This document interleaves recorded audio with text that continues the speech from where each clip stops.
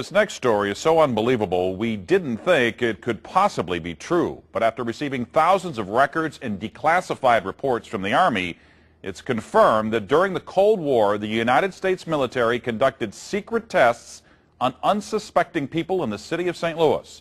A local sociologist will make her findings public tomorrow, but she spoke first to the I-Team's Lisa Zigman. Lisa Martino-Taylor's life work has been to uncover details of the Army's ultra-secret military experiments carried out in St. Louis and other cities during the 1950s and 60s. This study was secretive for a reason. They didn't have volunteers stepping up and saying, yeah, I'll breathe zinc, cadmium, sulfide with radioactive particles. These Army archive pictures show how the tests were done in Corpus Christi, Texas in the 1960s.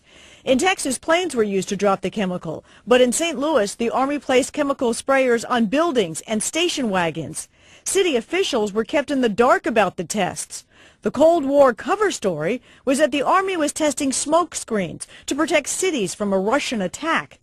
The truth, according to Martino-Taylor, was much more sinister. It's pretty shocking. The level of duplicity and secrecy,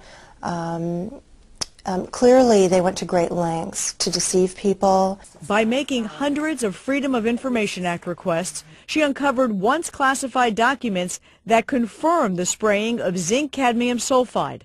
The greatest concentration of this compound was sprayed near the Pruitt-Igoe housing complex just south of downtown St. Louis.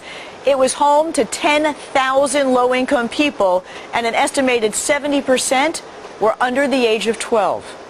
Martino-Taylor claims they all unknowingly inhaled this compound morning, noon, and night, so the government could measure its effects on their lungs. So this was in violation of all medical ethics, all international codes, and the military's own policy at that time.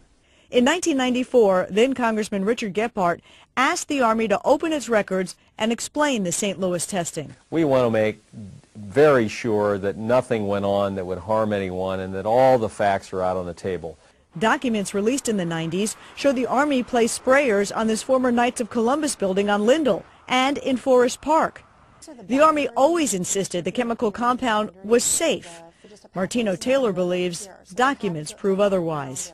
There's a lot of evidence that indicates that people in St. Louis, in the city, particularly in minority communities, were subjected to military tests that was connected to a larger radiological weapons development and testing project. For the first time, she links the St. Louis testing to a company called U.S. Radium, a company notorious for lawsuits involving radioactive contamination of its workers. United States Radium had this reputation where they had been found legally liable decades prior for producing a radioactive powdered paint that killed many young women who painted fluorescent watch dials.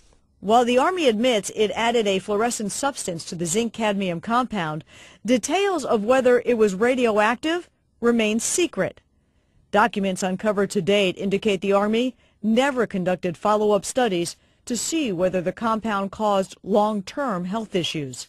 In 1972, after years of crime, poverty, and decline, the government destroyed the Pruitt-Igoe housing complex. Lisa Zigman, News Channel 5, I-Team.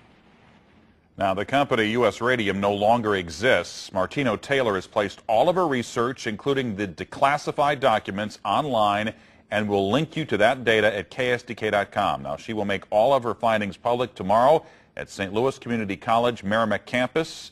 In the meantime, if you remember the spraying, the I-Team's Lisa Zigman would like to hear from you. You can email her at lzigman@ksdk.com.